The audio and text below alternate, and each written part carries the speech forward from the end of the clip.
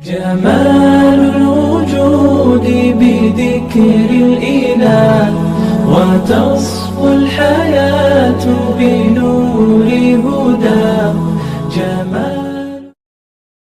يا بني إسرائيل اذكروا نعمتي التي أنعمت عليكم وأني فضلتكم على العالمين واتقوا يوما لا تجزي نفس عن نفس شيئا ولا يقبل منها شفاعة ولا يؤخذ منها عدل ولا هم ينصرون. اے بنی اسرائیل، میری وہ نعمت یاد کرو جو میں نے تم کو عطا کی تھی، اور یہ بات یاد کرو کہ میں نے تم کو سارے جہانوں پر فضیلت دی تھی. اور اس دن سے ڈرو جس دن کوئی شخص بھی کسی کے کچھ کام نہیں آئے گا، نہ کسی سے کوئی سفارش قبول کی جائے گی، نہ کسی سے کسی قسم کا فدیہ لیا جائے گا، اور نہ ان کو کوئی مدد پہنچے گی. یہاں سے ایک مرتبہ پھر اللہ تبارک و تعالی بنی اسرائیل کو شفقت کے پیرائے میں یاد دلا رہے ہیں کہ ابھی ان کے پاس وقت ہے کہ اللہ تبارک و تعالی کی نعمتوں کی ناشکری سے توبہ کر کے دین حق کو قبول کر لیں، اور اس بات سے ڈریں کہ ایک دن ایسا آنے والا ہے جس میں ہر شخص کو اپنے عقیدے اور اپنے اعمال کا جواب دینا ہوگا، اور اس دن اگر کسی شخص کا عقیدہ اور عمل خراب ہوا تو اس کو جہنم کی سزا سے بچانے کے لیے کسی بھی قسم کی کوئی تدبیر کام نہیں آ سکے گی. اور اس کے بعد پھر اللہ تبارک و تعالی اس شفقت بھرے خطاب کے بعد اللہ تبارک و تعالی ان کو اپنی ان نعمتوں کی تفصیل بیان فرمائیں گے کہ جن نعمتوں سے اللہ تعالی نے بنی اسرائیل کو سرفراز کیا تھا، اور ساتھ ساتھ ان نعمتوں کی جو ناشکری ان سے سرزد ہوئی اور وہ مسلسل جس نافرمانی میں مبتلا رہے، اس کا بھی حال اللہ تبارک و تعالی آگے ذکر فرمائیں گے. لیکن شروع میں اللہ تبارک و تعالی نے ان کو ایک مشفقانہ نصیحت کے طور پر یہ بات فرمائی ہے کہ اے بنی اسرائیل اذکروا نعمتی التی انعمت علیکم، میری وہ نعمت یاد کرو جو میں نے تم کو عطا کی تھی، وانی فضلتکم علی العالمین، اور یہ بات یاد کرو کہ میں نے تم کو دنیا جہان کے لوگوں پر فضیلت دی تھی. یہ اس لیے فرمایا کہ یوں تو اللہ تبارک و تعالیٰ کے بھیجے ہوئے پیغمبر بہت سے تشریف لائے ہیں، اور بعض حضرات نے ان کی تعداد 1,24,000 بتائی ہے، لیکن انبیاء کرام کی صورتحال یہ تھی کہ بیشتر وہ کسی نہ کسی قوم یا قبیلے یا بستی کی طرف بھیجے جاتے تھے. تو کچھ پیغمبر ایسے ہوتے تھے کہ جو کسی چھوٹی سی بستی کے اندر مبعوث ہوئے، کوئی ایسے ہوتے تھے کہ جو کسی خاص قبیلے میں مبعوث ہوئے، وہ قبیلہ بھی چھوٹا سا قبیلہ تھا، لہذا انہوں نے اپنی دعوت کو اسی قبیلے اسی بستی کے حد تک محدود رکھا، اور وہاں پر کبھی لوگ ان کے اوپر ایمان لے آئے، ان کی تھوڑی سی تعداد جمع ہو گئی.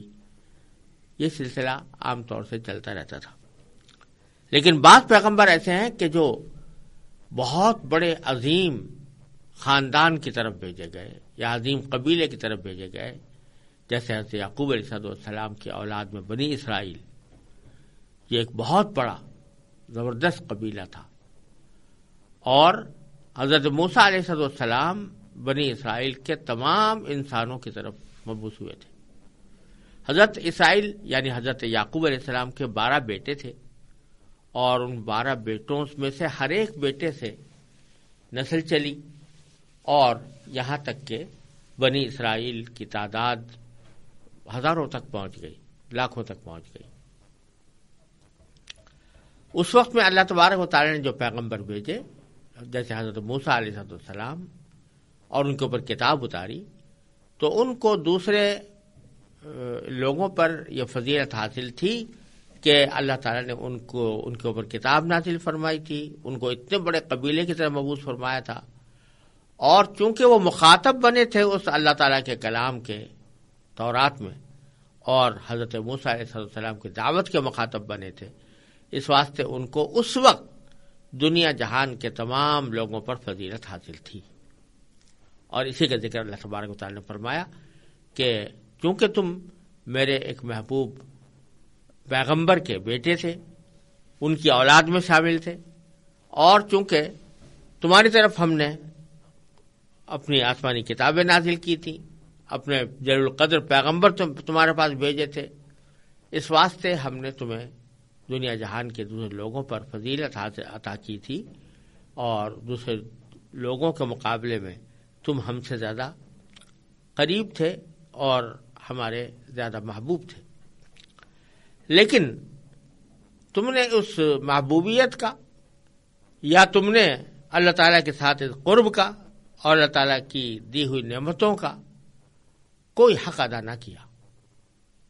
اور اس کے نتیجے میں تم باری تعالیٰ کی معصیتوں اور نافرمانی میں مبتلا رہے، اور کس طرح ہم نے تمہیں احسانات کیے اور کس طرح ہم نے تمہیں پالا پوسا اور تمہاری تکلیفوں کو دور کیا، لیکن تمہارا حال یہ رہا کہ ہر موقع پر نافرمانی سے کام لیتے رہے۔ تو اس وجہ سے اب تم اور تمہارا خاندان اس لائق نہیں رہا کہ وہ دنیا کی امامت کا فریضہ انجام دے، اس لیے اب امامت بھی بدلے گی اور قبلہ بھی بدلے گا۔ تو اس مفہوم کو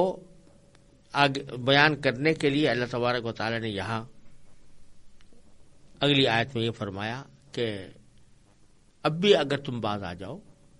اور اللہ تعالیٰ سے ڈرو، یوم آخرت سے ڈرو،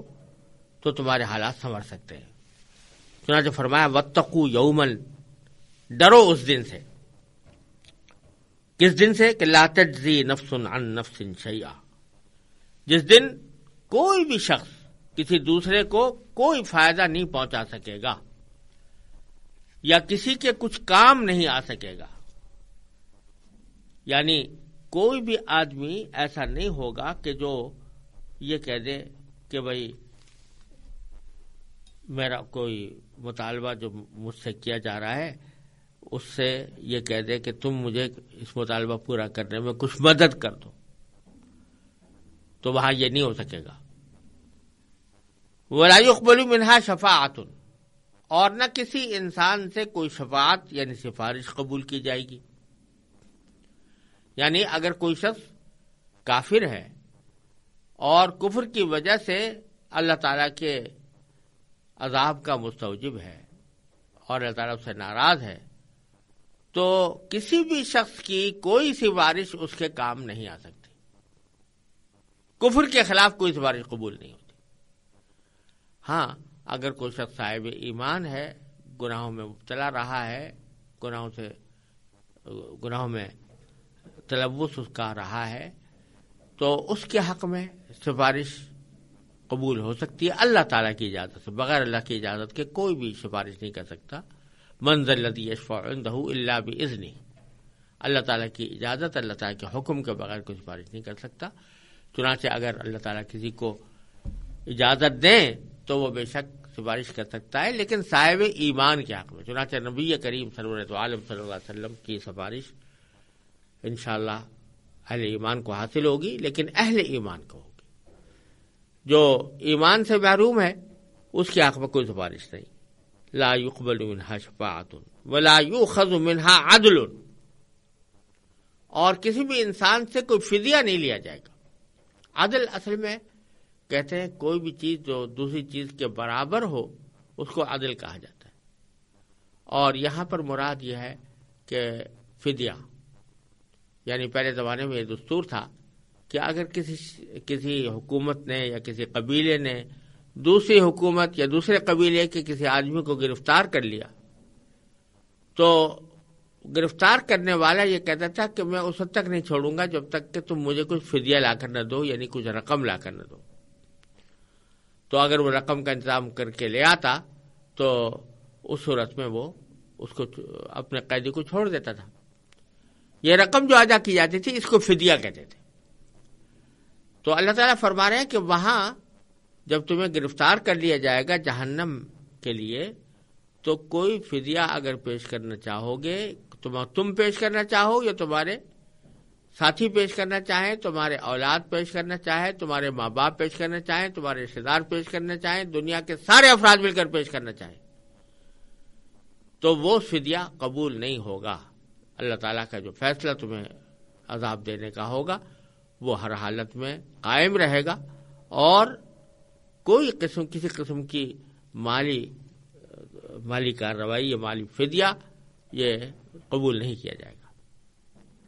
ایک آخری صورت یہ ہوتی ہے کسی شخص کو کسی تکلیف سے بچانے کی کہ